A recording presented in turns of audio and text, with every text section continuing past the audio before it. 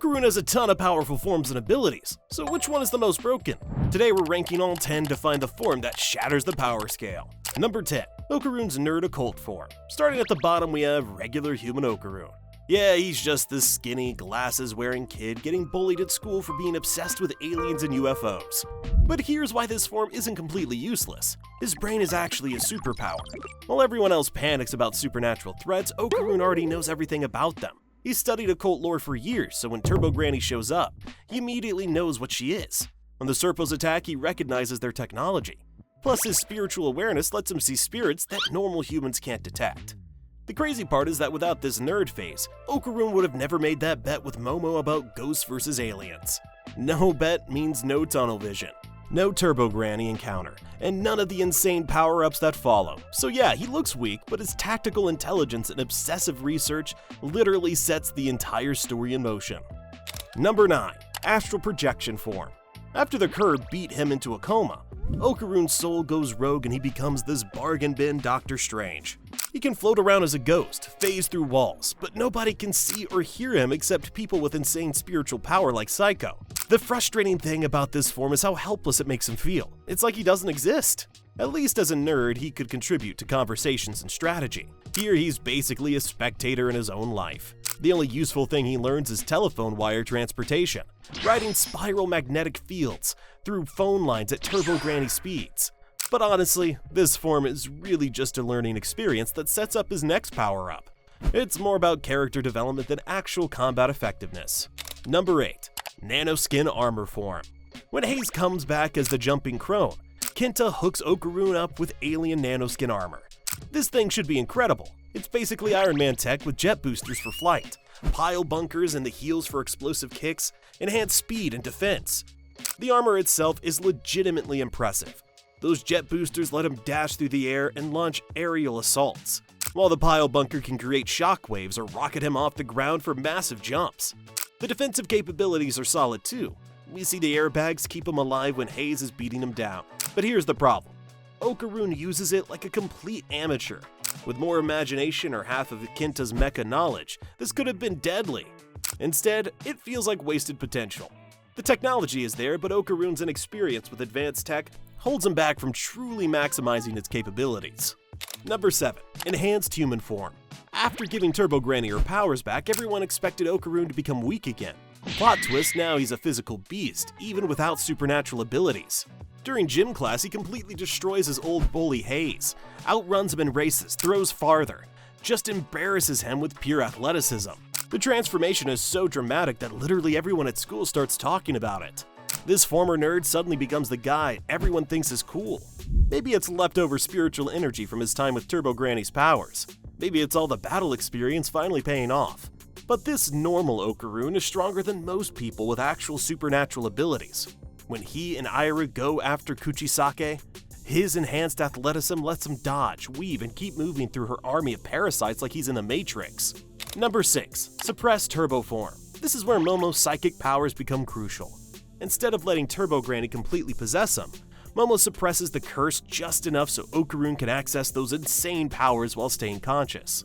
His hair shoots up white, he gets thick black stripes under his eyes, and that creepy jaw mask with too many teeth. His personality completely changes. He gets this gloomy but confident vibe and starts saying yo at the end of every sentence. Even his way of addressing Momo changes from Ayase-san to Momo-chan.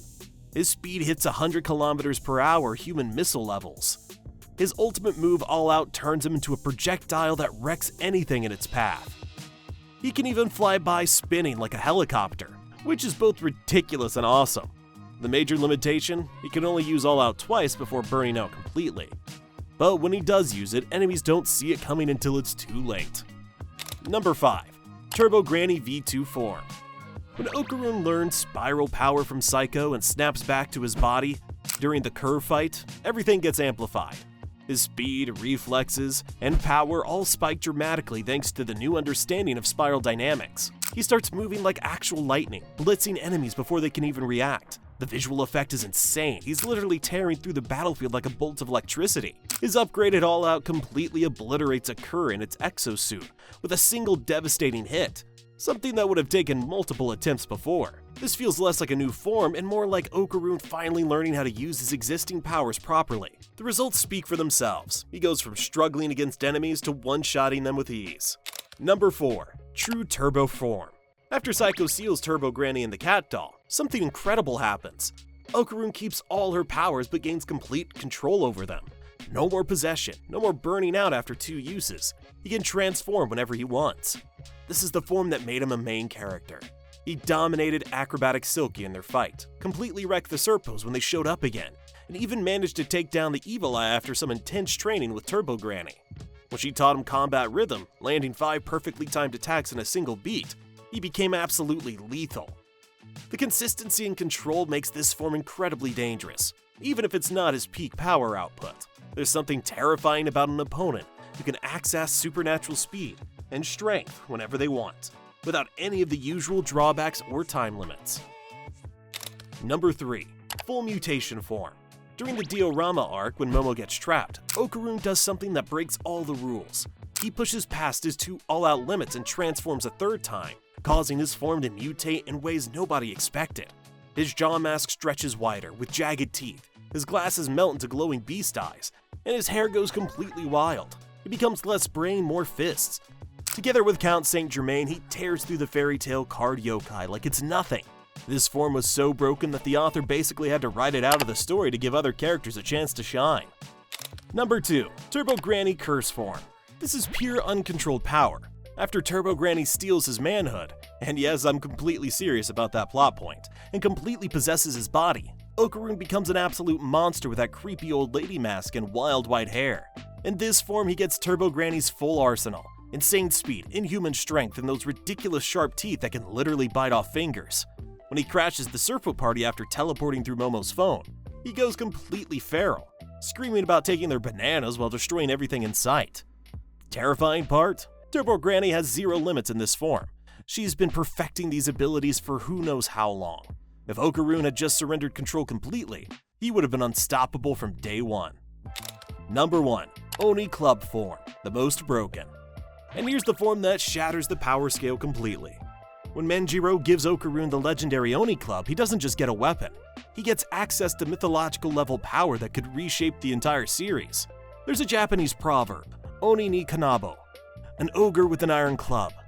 It represents an unstoppable invisible force. With his restored spiritual energy and this legendary weapon, Okarun could become an absolute juggernaut capable of feats that dwarf everything we've seen so far. But here's what makes this form truly broken. Oni aren't just powerful, they're embodiments of chaos itself. The club could give him dominance over all yokai and evil spirits, seismic shockwaves that crush enemies just by existing near them, and destructive powers that rival natural disasters. We're talking about the ability to bind, suppress, or even condemn supernatural entities outright.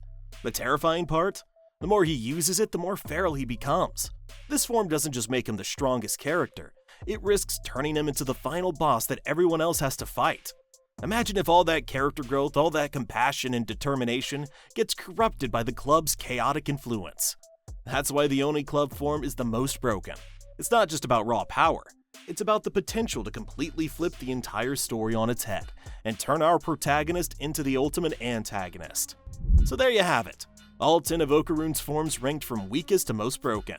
Which form do you think would win in a battle royale? Let me know in the comments down below and make sure to subscribe for more DanDaDan power scaling breakdowns.